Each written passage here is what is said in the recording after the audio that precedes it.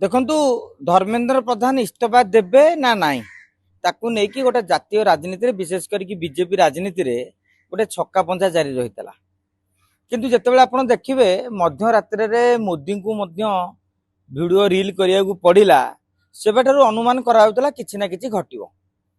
उच्च शिक्षा सचिव केंद्रर ताकू विदा करागला 47 एनटीए अधिकारी विदा करागला किंतु सीजेपी जो आंदोलन टी कला से आंदोलन रे गोटे दाबी रहा धर्मेंद्र प्रधान इस्तीफा नदेला आलोचना करिवनी।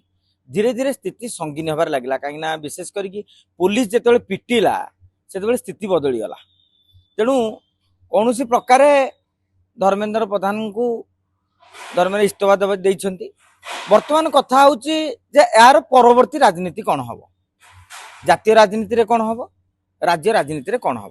जातीय राजनीति रे आपण देखिबे आगामी दिन रे अनेक बिल पारित होबार थिला विशेष करके सीमा पुनर्निर्धारण बिल जहाँ उपरे समस्तंकर आखि रही कारण पूर्वथर सरकार फेल मारिथिले एबे अनेक विरोधी दलर सांसद माने मध्य ए बिल की समर्थन करिया पय राजी हेइचंती। किंतु धर्मेंद्र प्रधान और सीजेपी आंदोलन और नीट इश्यू रे पार्लियामेंट गत 5-6 दिन धरी जेतेबेले अचल हेइ पइला आलोचना हेले तो बिल टी पास हो। तेणु गुरुत्वपूर्ण बिल टी पास करिया मध्य सरकार पय आवश्यकता पड़िला एवं आगामी दिन में जातीय राजनीति रे धर्मेंद्र प्रधान को क्यों भूमिका रे देखा मिलिबो। हुए तो तांको आगामी मोदी मंत्रिमंडल रे आउ कोनोसी मंत्रिमंडल दिया जाई पारे किबा पूर्व से जनरल सेक्रेटरी भाव में विभिन्न राज्यर प्रभारी रोते जमी आगू यूपी उत्तराखंड पंजाब एरा सब निर्वाचन रही दायित्व रही पारती किंबा किए कहते मनमोहन सामल केन्द्र मंत्री हेले पुणी धर्मेंद्र प्रधान राज्य सभापति एठारे संगठन विस्तार करेंगे एवं यार प्रभाव राज्य राजनीति में आपड़ देखा पाउछंती।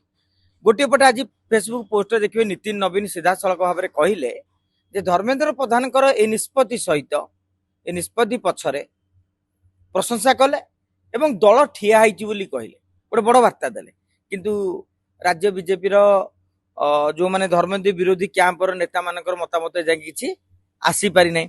आ सबुठार मजा कथा होछि आपण जानिकी आश्चर्य अपराजिता षडंगींकर झीओंकर इंस्टाग्राम रो पोस्ट को देखिले माने जोटा कि रील्स रे स्टोरी की देखिले आपण चकित हेबे जोटी धर्मेंद्र प्रधान तांको पीएस को विषय उल्लेख कराई मो मामा कहली भी डिलीट कर अनेक कथा मध्य कहै। तेणु राज्य राजनीति रे जो माने सब केंद्र मंत्री दौड़े थिले बैजयंत पंडा कथा कहतु भर्तुरी महतो कथा कहतु अपराजिता षडंगी कथा कहतु एवं आउ जो नेता माने रहिछंती एमिति दिलीप राय भी रहिछंती केंद्र मंत्री दौड़े कहा मोदी आगामी दिन में दौरान धर्मेंद्र को पूरा काढ़ी फपाड़ी दौरान ना ना तांको मध्य सम्मान सहित पावर पदवी दि जाउछि।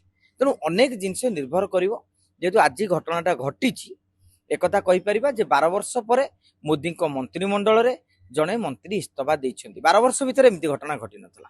जो मंत्री को इस्तीफा देवा मोदी चाहू नथिले शाह भी चाहू नथिले। आपण देखिबे 3 दिन तले मोदी शाहकर ए नेकी बैठक होइतला शाहक सह मोदी घंटा घंटा आलोचना करथिले शाहक सहित धर्मेंद्र प्रधान भी आलोचना करथिले। आज मोदी शाहक भितर आलोचना हबो।